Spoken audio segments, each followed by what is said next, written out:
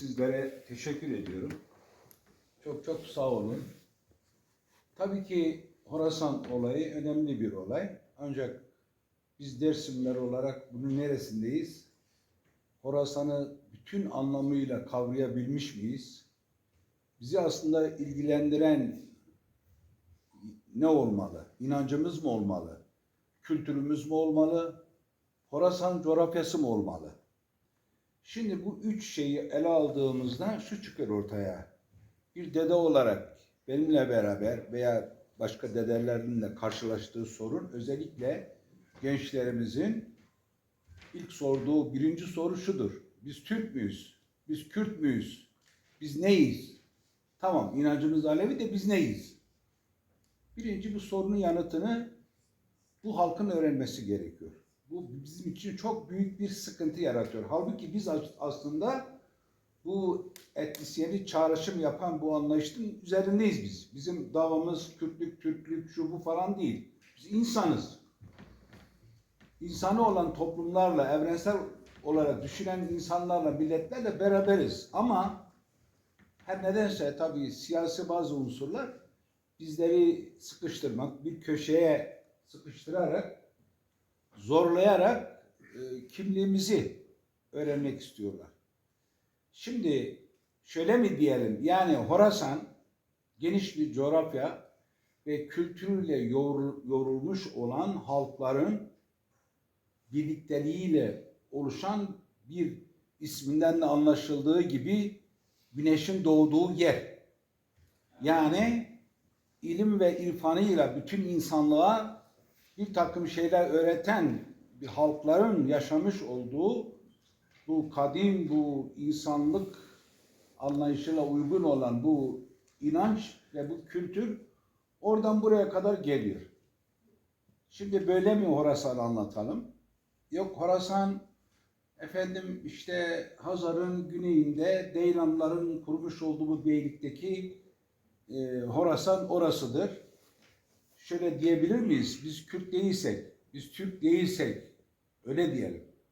Arap da değilsek, biz peki ne diyelim biz? İrani bir halk mı diyelim kendimize? Yani tanımını nasıl yapalım? Ben Sayın Hocam'dan bunu rica ediyorum. Yok, hepinizden yani şey olarak isteyen Sayın Hocamız cevaplandırabilir. Bu çok önemli bir sorundur bizim için. Evet. Hürmet ediyorum. Tarihi okumalar yaptığımızda Zazaların kalkıp geldiği ya da Zazacan'ın konuşulduğu coğrafyada yaşayan halklar için bilenler doğrudan isim verir. Zazalar, Deylemiler şeklinde isim verilir.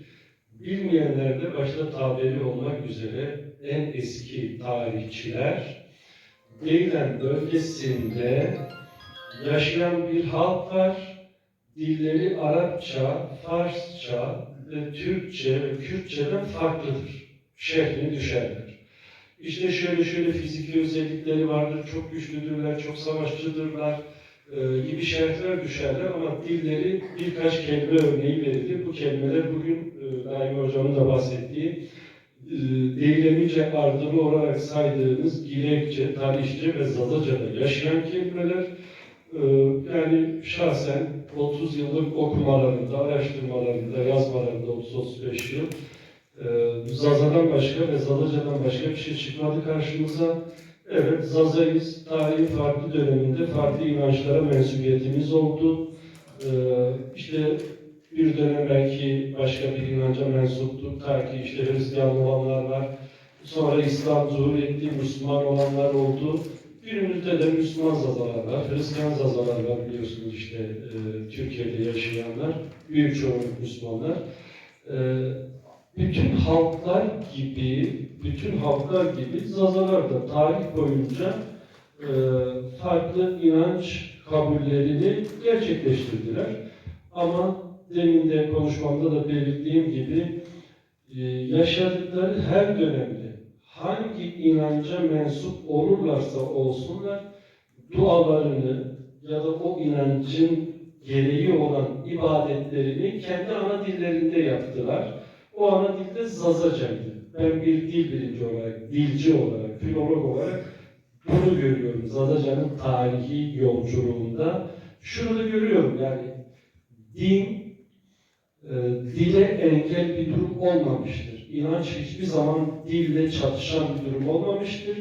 İnanç, dili ilmi alet olarak değerlendirmiştir. Bütün inançlar lisanı, dili bir araç olarak kabul etmiştir. Kendi mesajını iletebilecek bir araç olarak değerlendirmiştir. Farklı araçlar kullanılmıştır diller tarafından. Ama günümüz coğrafyasını esas alacaksak bendenizin gördüğü şey şu: Zazalar Zazacayı konuşurlar, ana dilleri Zazacadır. İnançlarda büyük çoğunluk, gayri ekseriyetle Müslümandırlar. Çok küçük bir Hristiyan grubu var. Müslümanlarda da 3 mezhebin öne çıktığını görüyoruz. Hanefilik, Şafiilik ve Alevilik dediğimiz bir inanç ayrımı var. Ama bu üçü arasında da özellikle doğduğu yerle teması henüz kesilmemiş yaşlı kuşaklarda iletişim açısından hiçbir sorun olmadığını, çok rahat bir şekilde anlaşabildiklerini, hatta Zazaca'da lehçe dahi olmadığını, son anda kullanılan bazı kelimelerle Prömerye'de ve Vacut'ta karşılaştığını özellikle belirtmek istiyorum. Ben Dersim hafızam, Mamekiye hafızam, Giresunheşt hafızam, rahmetli dedemden kalmadır. Müderristi, alimdi, medrese mollasıydı.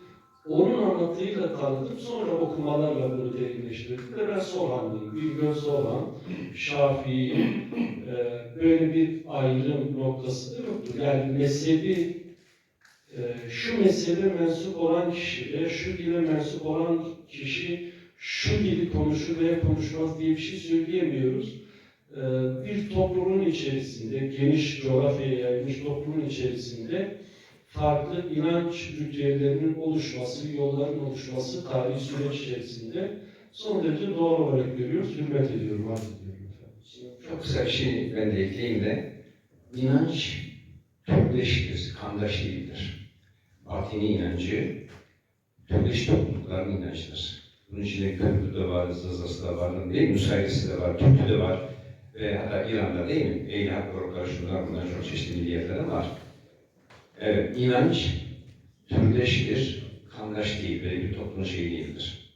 Bir, ikisi biz bunu anlatırken, yani bu geçmiş 13. yüzyılda, daha sonrasında günümüze kadar anlatırken, bizim amacımız şu.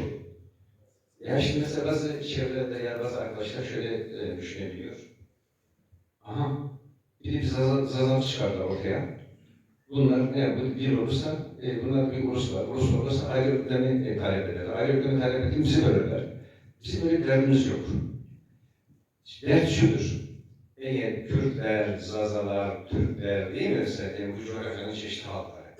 Belki temelde, değil mi? Belki talepler temelde asgari ya da azami talepler temelde bir araya gelir. Beraber örgütlenir, beraber mücadele eder. Bunun için hiç benim için bir sorun yok.